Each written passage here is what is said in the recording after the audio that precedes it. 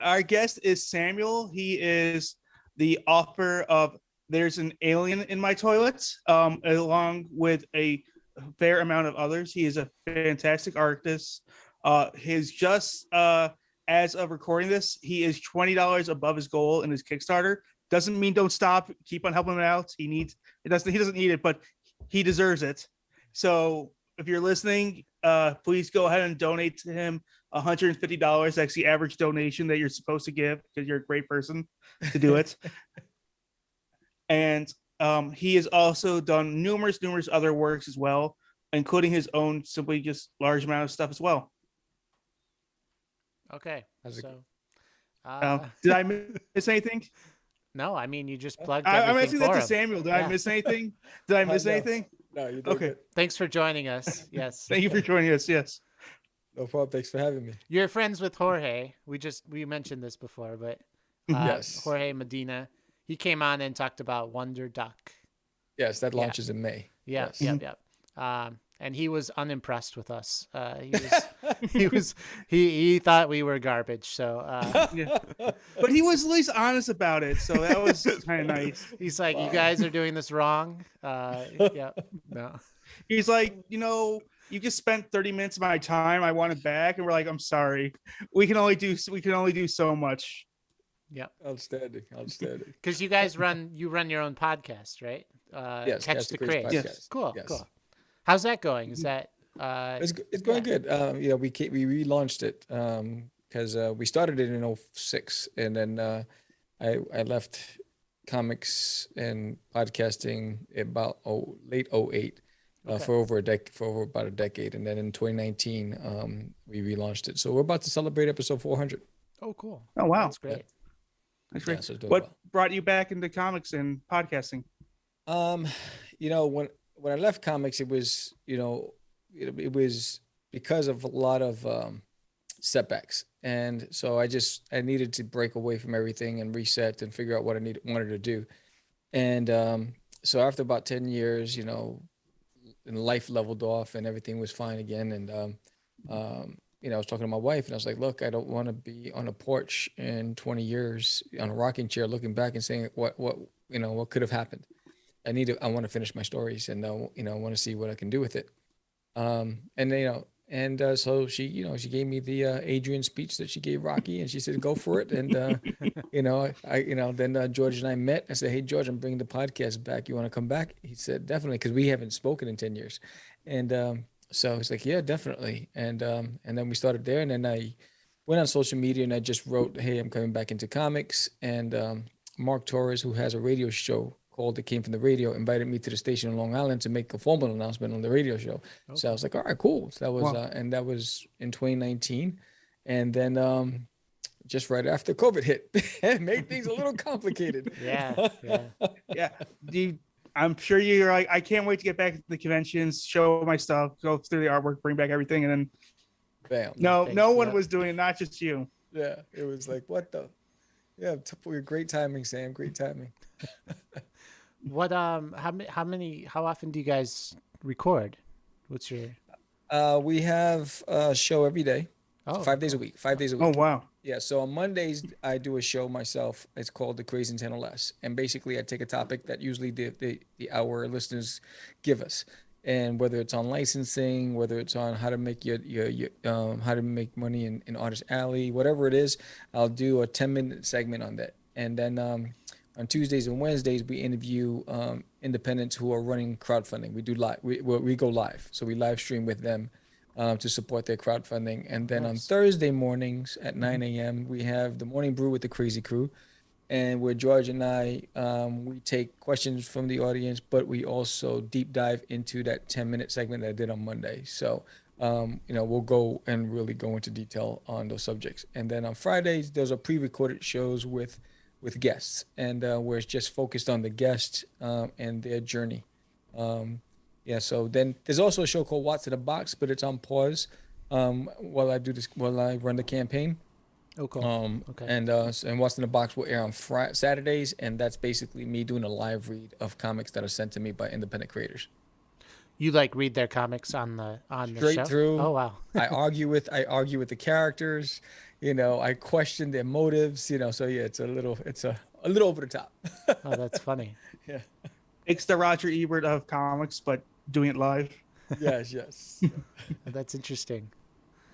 What about what do you mean by pre-recorded guest show? I'm just wondering. So, Yeah. basically, we'll have guests lined up, and they'll probably be interviewed like a month out, and they're Oh, lined okay, up. So, okay. in the pipeline on YouTube, they're already there, ready to, and they just launch on the day of. Oh, So cool. every Okay. Fridays Yeah. there's a new episode that's already it was the interview was done. Oh, that's great. ahead of time. Yeah. Yeah. Sure. And do you edit that stuff too? Do you do? No. No. Okay.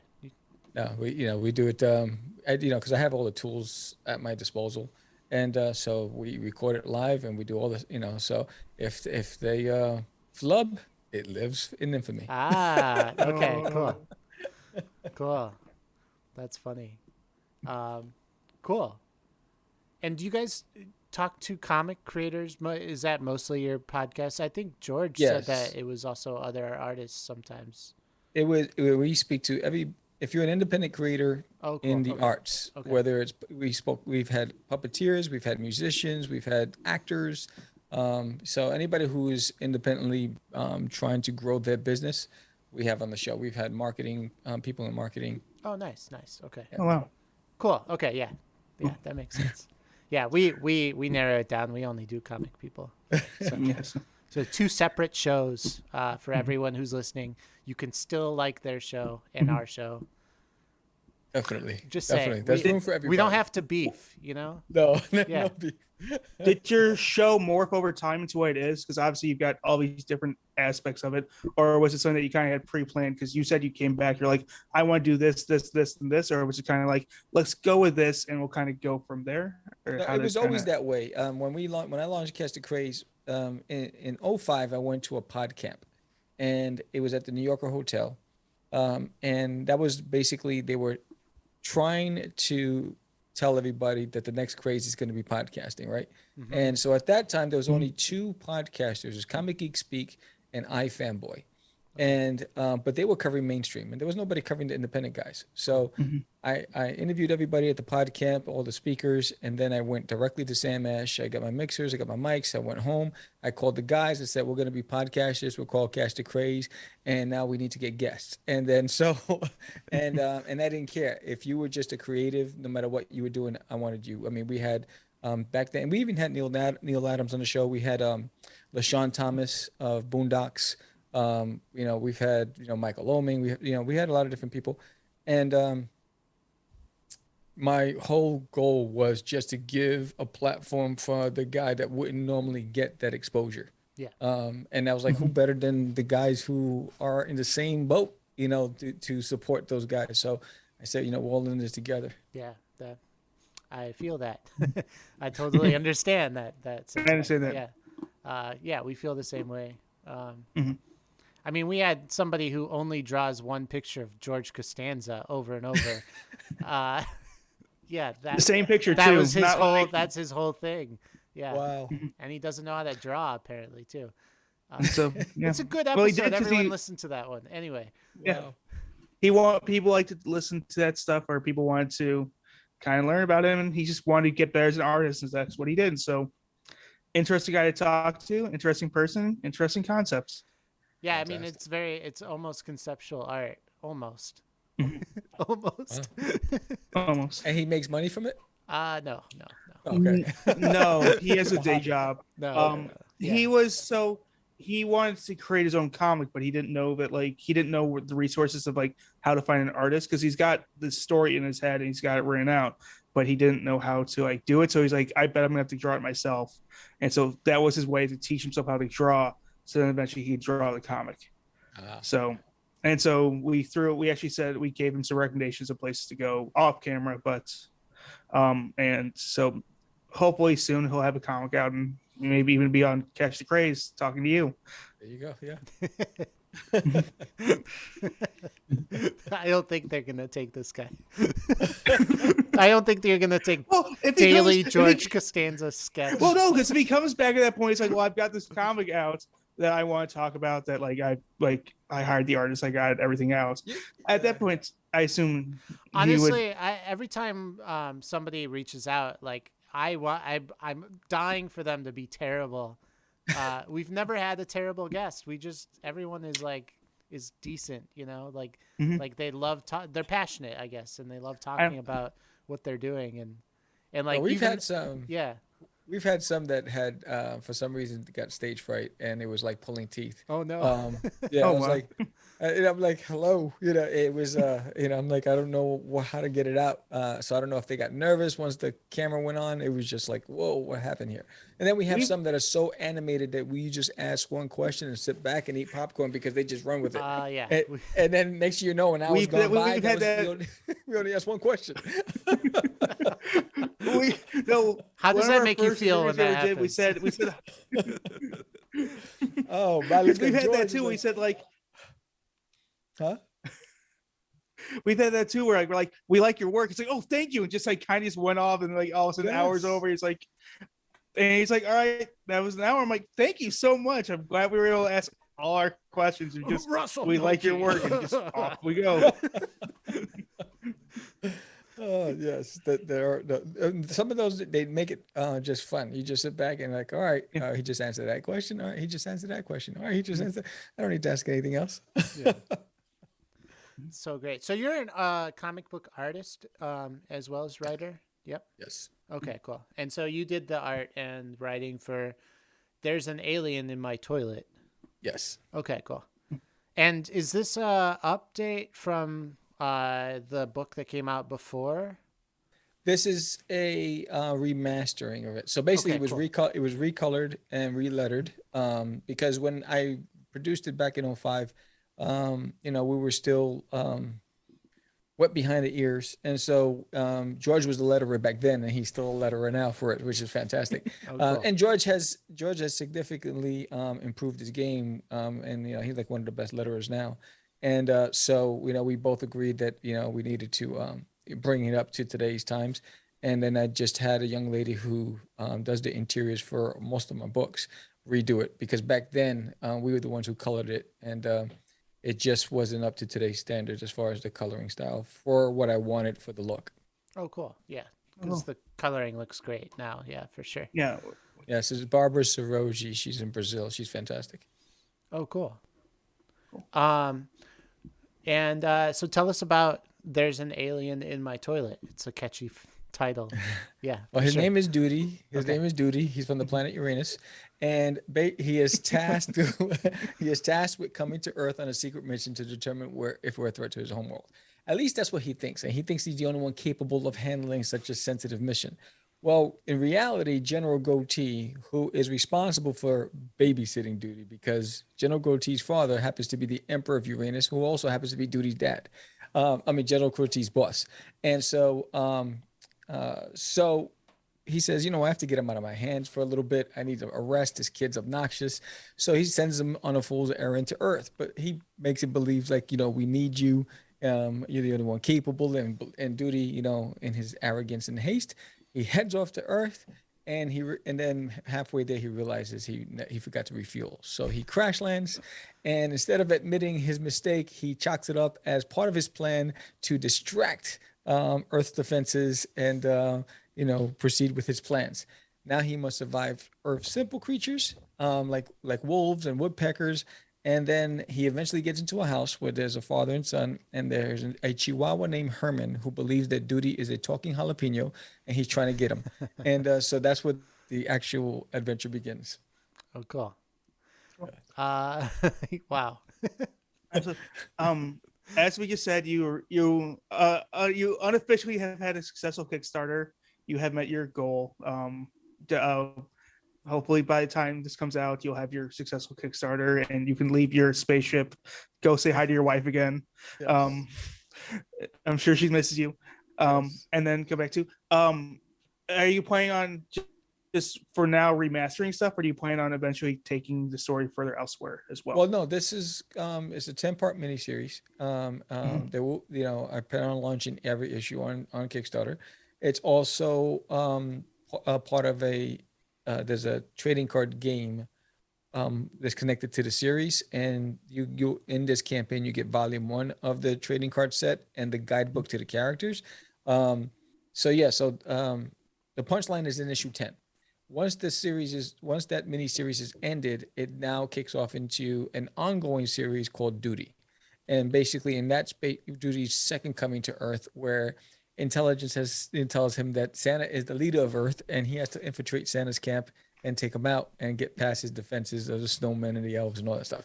And then there's also plans for a one shot for Herman, the Chihuahua. It's called Coming to America. And the cover is basically him sitting in a jacuzzi like Scarface, you know, and he has, instead of a cigar, he has a dog biscuit in his hand, and basically it's his story of how he survived the puppy mill and how he survived being taken from Mexico, brought to the U.S., and how he eventually got rescued and adopted into the home that he is in now, and that's how it'll end at the point where Duty enters the house. Nice. Nice. This is very detailed. Yeah. Yes, it's an all-encompassing kid friendly, all family brand. So basically, the adults can enjoy it and laugh, and the kids can hopefully fall in love with the characters like we did with Marvin the Martian and Invader Zim, and every issue has 4 pages of trivia, puzzles, Oh, cool. activities, and critical thinking questions tied to the story and tied to science. And it's basically Duty encourages learning.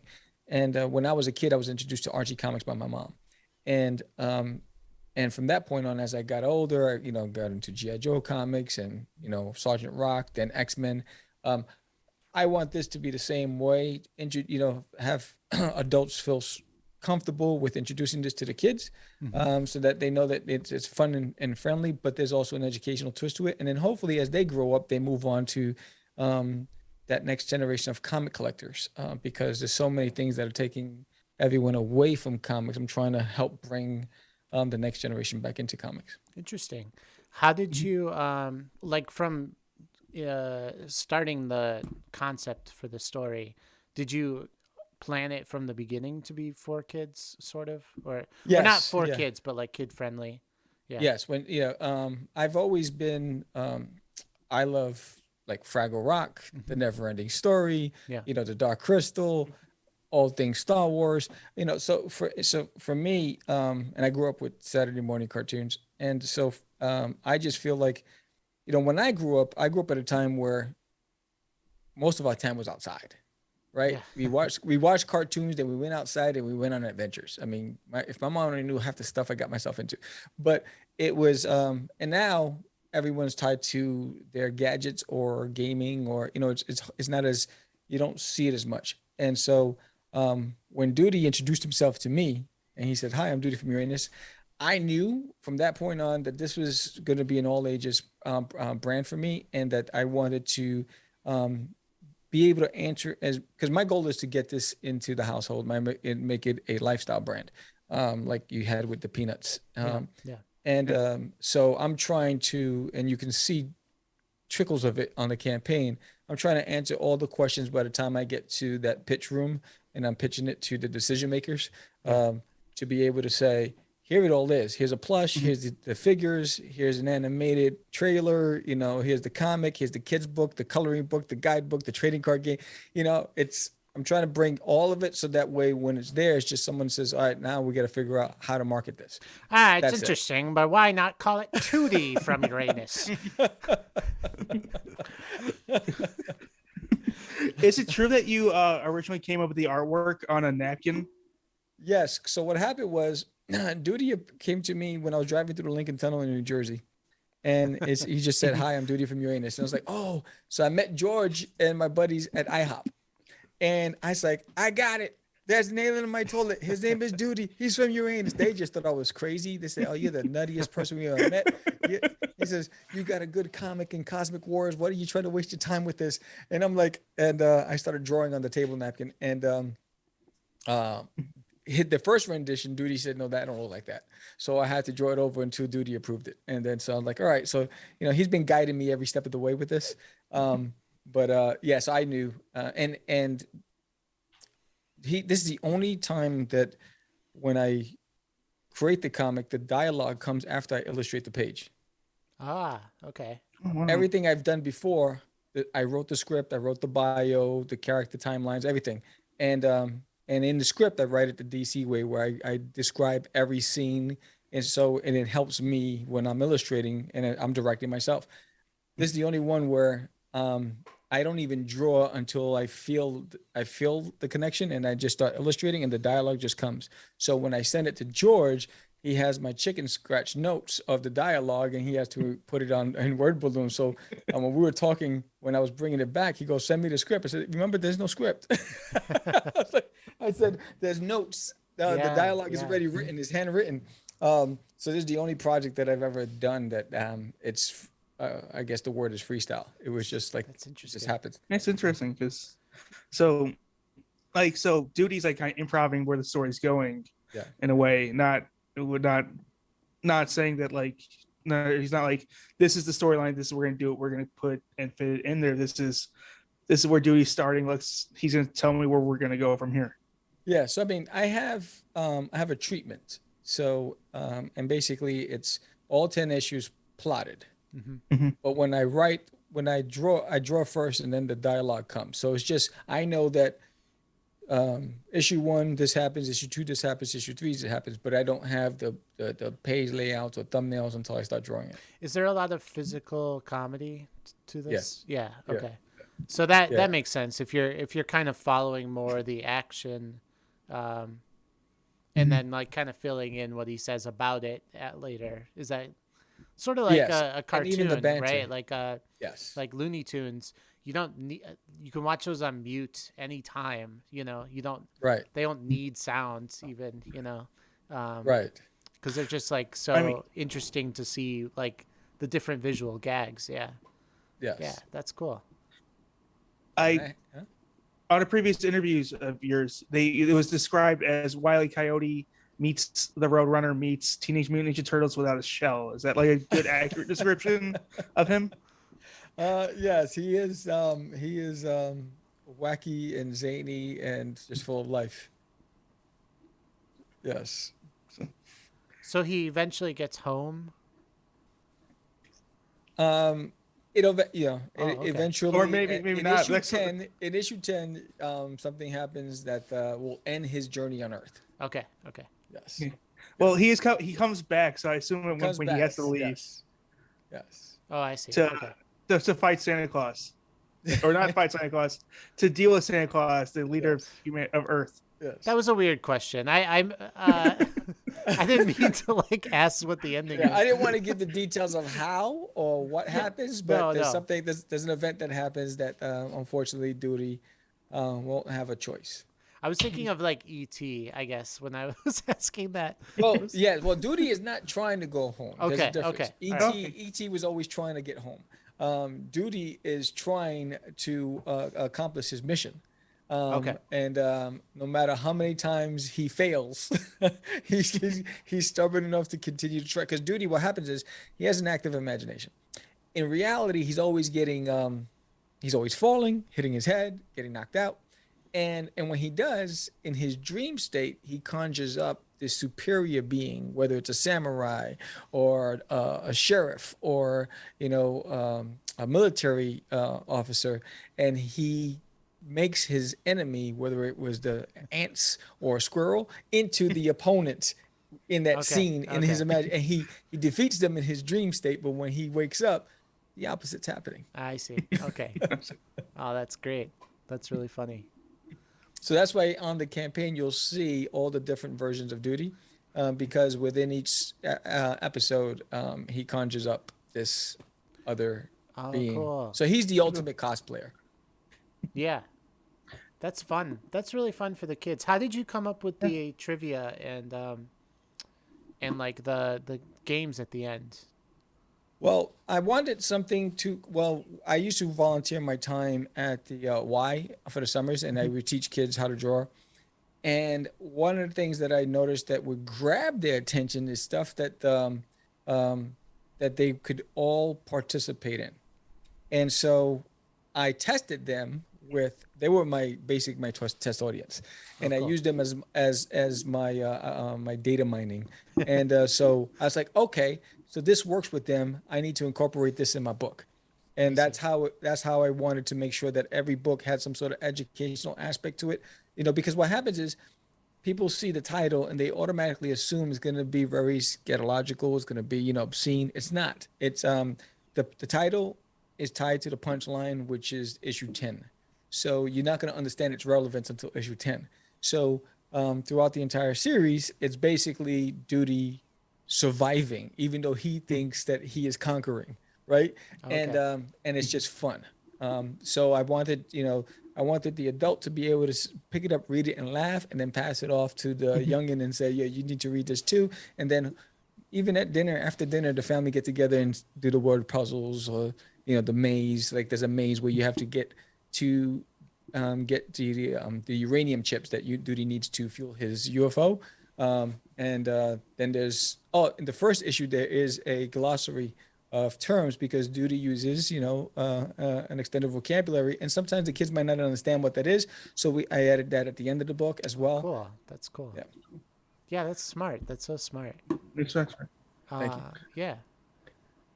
Do so not to get into spoiler territory, do people realize he's an alien? Because obviously the Chihuahua does not think he's an alien, but because you said there's a father and son. They think there's something in the house. They don't know what it is yet. Oh, okay.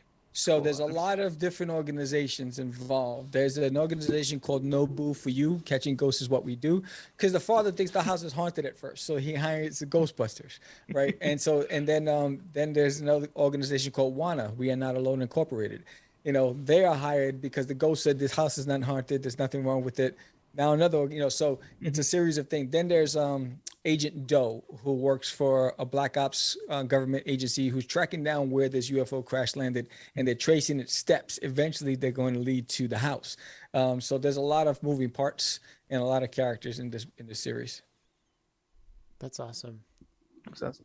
Have you run Kickstarters before?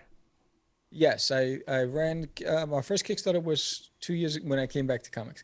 Okay. Catch Da Craze, which is basically a story that's loosely based on George and our story as independent comic creators and podcasters, and how we started out and then I left and he stood in comics and then we got back together.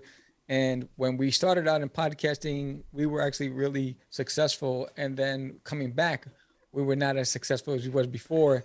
And so I go off into the forest and I shout out to the universe, help me be the best podcast in the universe. And the universe answers in the form of the crazy man. He's this Afro, bell-bottom wearing, platform shoes, hippie from another universe who brings the crazies with him. And they start bopping people over the heads with microphones. And now they're addicted to our show and they're walking around like zombies. And we're getting millions of subscribers. Society's walking around like zombies. And now we're under investigation because they think we have something to do with it. So we have to now try to catch the crazies and stop the madness. Jeez. So yeah, we launched the first 3 issues on Kickstarter successfully. That's awesome. That's really That's funny. awesome. Cool. So is it like a lot of stress getting these off the ground? Or Yes. is it yeah. Yeah. It's I get gray hairs for every campaign. Okay. Yes. So- because what happens is, when you're gone for so long and you have to try to rebrand yourself and find your place in now an overly saturated arena, it requires a lot of time and effort. Because now you're just one of a million. And so how do you, swim to the surface and get seen during that time? So it requires just this campaign alone. I have a folder of graphics. There are 95 graphics of just promoting this campaign that I post daily on 12 different social media platforms. Wow. Wow. Just to get to goal. Right. Which you did. Yes. So it Yes. worked. Yeah, it totally Yes. worked. Yeah. That's so interesting. Yeah. So Yeah. just really Yeah. fast. I mean, you still have 9 days left, so Yes. Yeah. 9 days left. Yes. I wanted to ask like the different perks, right? What are they called? They're like called The tiers. yeah, the tiers. Like how many different Yeah. add-ons did you create? Like There's a for lot. I have a lot of add-ons. yeah. Yeah, yeah. It's like you can get like shopper's remorse. Yeah. So I have tons of add-ons. George was like, "Yo, Sam, did you go crazy?" I was like, I couldn't stop myself. So I was so excited for this campaign, and there's so much to offer with Designated on My Toilet. So yeah, there's the basic tiers and then the add-ons. I forgot. I lost count. Maybe about 20 add-ons. So there's like covers, right? Yeah, so Covers. there's variant covers. So you have the standard cover, which is the blue cover with Duty Underwater, and that was illustrated by George. Actually, and George gave up illustration. So it's rare to get a piece by George. And so then the cover D was done by an artist named Maciek Empro from Poland. Oh, And cool. then the rest of them were done by me. So the Rambo cover, because this issue is First Flush, so you have to have an homage to First Blood. Oh yeah. So so I did that, and then Matrix. I'm a big fan of Matrix. I wanted that cover. Then there's the homage to the Teenage Mutant Ninja Turtles issue number 30. And that's limited to 100 copies, and that comes with a certificate of authenticity. It's numbered and signed. Then there's a sketch cover, so you can get the sketch cover plain, or you can get it with a commissioned sketch by me. Then there's the guidebook. Wait. What's plain? What does plain mean? I'm just Meaning wondering. just like plain white. Just plain like white. It's a sketch cover. Without the So sketch cover like the word on point is there. you buy that, and then you meet Samuel. And then at a I draw on convention it, or somewhere. no, he draws on it still. He Okay. draws on it. Okay. And you can pay for him to do it, or you can. Some artists buy it and they just do their own illustration on it. Okay. Oh, really? Yeah. Yeah. I worked at a comic book store. I was always taught that you don't do it yourself. You go meet the artists. Yes, or that's the way you're send it to supposed them. to. But I had And they'll do somebody buy a bunch of them because they wanted to draw their own covers on them. Yeah. I ran out of paper, and I'm trying to take notes for class. Could I buy a couple of copies of your comic? Yes. I'm buying.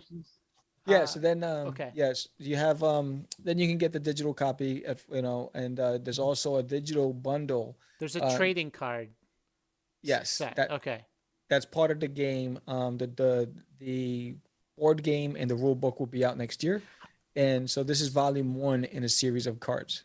Okay. So the cards go with the game that hasn't come out yet, right? Right. Okay. So every Okay. campaign for every issue, there's going to be another volume of cards, and then at the end, once the 10th campaign is done, the following campaign is just going to be for the entire board game. So the board game, the dice, the gameplay rules, all that stuff. There'll be a separate campaign just for that. Have you created that already? I'm almost done. You're with working on it. Okay. Yeah. Oh, cool. That's why. Yeah. So it takes a lot of time. Did you have to learn game theory and everything? Or- Yes. Yeah. Yes. Yes. It's an undertaking, but yeah. So but there's basic fundamentals. There's a fuel level. There's a power level. There's a question, a trivia question, and there's specifically how each card will fare against another card. So I'm working on the board and the gameplay rules. But you can start early with the first volume 1, that's Generation 1 card, and the guidebook to the characters in Duty's World, volume 1, because this is a lot of characters. Oh, cool. Okay. Cool. That's awesome. That's awesome. Let's see. What else? I'm trying to see. A pinup. You have pinups, right? Yes, I have Yeah. a pinup. Custom canvas or wood art. Yes. Yeah. So I do really well at the conventions with those. And so basically, you want something to hang on your wall, you can get a custom canvas art of Duty or wood art, and you just pop it right on your wall. So I usually do them a lot at the conventions, so I brought them over to the campaign. So wood art is like you carved a piece of wood into. No, it's a wood. It's a wood. Okay. It's a wood frame. It's a solid piece of wood that has a rivet where you can hang. Yeah. And I just basically I'll illustrate on the base of the wood. Cool. Sorry to ask dumb questions. No problem. Yeah. Has it been a learning experience, like going through Kickstarter? Just because we've seen people that like seem to really know Kickstarter, and people like obviously know what you're doing Kickstarter, but like other people that like clearly like you go through and you're like, this person's clearly struggling with how to do a Kickstarter. Yeah, it was a learning. I mean, we've been fortunate that from the first one we did, each campaign was successful. We haven't, see, for me, it was more about, I'm more concerned about getting the number of people to read the book. So I'm always looking for the number of backers versus the dollar value. While we always made the goal, I'm always trying to increase the backer count. But yeah, it is. I mean, even now, like there's 130 people that are watching the campaign that I haven't actually pledged. So I'm hoping that they're waiting for the last 2 days because most people don't want to pledge until the last day when their credit card is charged immediately. Because with Kickstarter, you're not really charged until it closes. So, and some people don't want to do that, so they wait to the last day. So I'm hoping that those 130 are waiting to the last day. So that's because there's no way for us to communicate with that population. Only Kickstarter can. They communicate with them when it launches. They communicate it to them 48 hours before it ends, and then the last hour. So we're at the mercy of Kickstarter to communicate to that population. So that's the part where like, you signed up. Why can't you pledged? So that's one of the things that, what I'm glad about is that more people are signing up every day. And so it's a positive outlook. But yeah, I don't have the science behind this. We are moderately successful with it. We're not, we're not masters of this universe yet. I had one. I guess I wanted to ask about the tangible figures and how are you creating those in the lab? Like, or where who are you ordering those from? If I can. Oh no, ask. I had it manufactured in overseas, but I custom paint them. So this is one of this is the duty figure I was working on today, custom painting. That's great. Yeah, so this is that figure. So what you see it there plain, but so that you can get it plain or you can get it custom painted by me. And every campaign is going to have a different version of duty. Like the next one's going to be the Ronin duty. Oh, cool, cool. Yeah, cause I'm hoping that one day maybe I can be as lucky to get McFarlane to do my toys. Did you do 3D? Did you do the 3D model, or did you hire somebody for that too? Oh, I illustrated the character all sides. So if you look at the page, you'll see in miniature the illustration next to the. Okay. Yes, I actually illustrated all 4 sides of the character. Okay. Because that's actually straight out of the book. So that military duty is straight out of the book, and then I wanted to start with that one first, and then the next, because everyone, I knew that if I did the Ronin one, everyone would be excited. So I want to wait to the next one. Oh, okay. That's awesome. And then the plush, the same thing, like kind of sent out for it. Yes, I said that one came from had it manufactured in India. Oh, cool. Yeah, that's this guy right here. That's so awesome. Yeah. I wish all of our, guests had plush made. You're the second person that's had a plush character. I just think that's so cool. You spend so much time with these characters when you're making them that it's like kind of nice to have them physically in the room. Absolutely. And one of the things, the reason why I'm also doing it, because I have a different motive. It's, my goal is to get into a pitch room and pitch my brand to a company that's able to help take it to a level that I can't. Yeah, that's great. That's awesome. Have you read up on for our listeners who might be thinking about doing something like this, do you have any sources of like where you've researched this sort of thing, or are you just doing your best?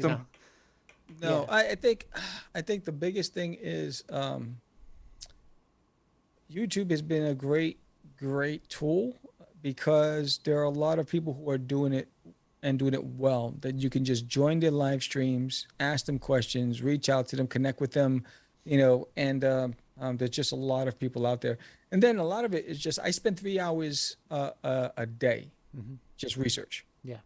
3 hours a day. Wow. I research prices, manufacturers. I research, the next apps that are gonna help me with what I need to do, and I spent a lot of time trying to understand and manipulate that, whether it's a software or whatever it is, so I can be proficient in it.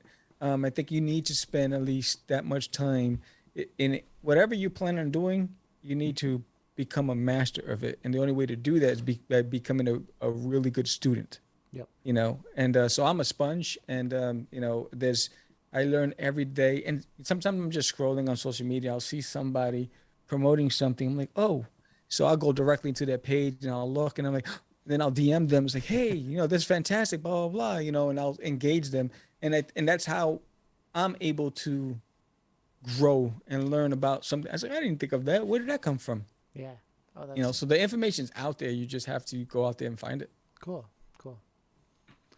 Yeah. Eric? Thank you so much. I think that's kind of coming to a natural end. Yeah. Do you have any questions for us? You ask questions a lot too. We don't want to be rude. Yeah, I think no, thank you guys for having me on the show. And this is I see it on Twitch, so it's streamed on Twitch, and this go on YouTube when? Goes on YouTube. That's more like a rant. Honestly, I'm bad at this stuff. So so it goes up. Sometimes three of them go up at once, and sometimes Right. But like within the month, it should be up. Right. And Yeah. as for this podcast, it's usually like a 2-week buffer.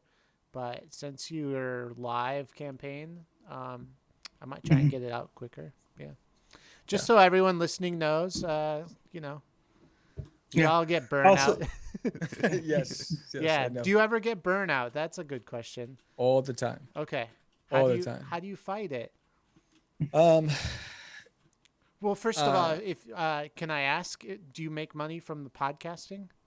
Not yet. Not yet. Not Okay. yet. Okay. Not yet. No. That's the eventual goal. Okay.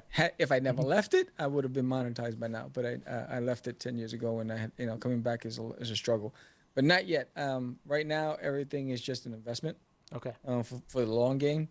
But how I deal with burnout is I'll go and I will play with the dogs in the yard. I'll go for a walk with my wife. I will just break away from it. One thing that helps me is naps. Yeah. Take a 30-minute nap. You take a 30-minute nap, and next you're refreshed. Or at midnight, like right now I'm watching Pennyworth on I've heard of that. HBO Max. It's about Alfred, Batman's butler. Yeah. How is that? It's really good. Oh, cool. It's really Okay. good. Yeah. So I watch a portion of an episode every night, because by the time I'm done, I go down at 11 o'clock. I put it on. 30 minutes in, I'm out. So, but it's really good. You need to see it. It's good. Okay. I'll check it out. Thank you. I just Thank fell you, guys. asleep during Venom. There will be carnage, Oh yeah. Yeah. So I haven't finished it, but but I get it. Yeah. It wasn't long into it. It was like 20 minutes. Yeah. Yes. The Snyder cut felt like an 8-episode arc of a TV show for me, because that's how, it took me like 8 times to finish that. Wow. Yeah. Yeah. That's how it took me to Cruella. Yeah. Yes. Okay. It took me, because that was a long. Yeah. I was like, wow, this thing is beautifully done. I mean, the cinematography, the set design, the clothing was fantastic. But I was like, man, this goes on forever. Yeah, totally. Yeah. They're making them longer so that you'll stay in the theater. But they have like 30 minutes of like previews before the movie starts, so you're like there for 4 or 5 hours. Like, yeah, you need 2 buckets of popcorn. Yeah. And 3 babysitters, Man. Samuel, thank you for coming on our show. Yeah. Thank you so much. Good luck with your campaign. Thank you, buddies. Find it on Kickstarter, everyone. Yep. Links are in the description. Yeah. Awesome. Thank you. Thanks. Peace.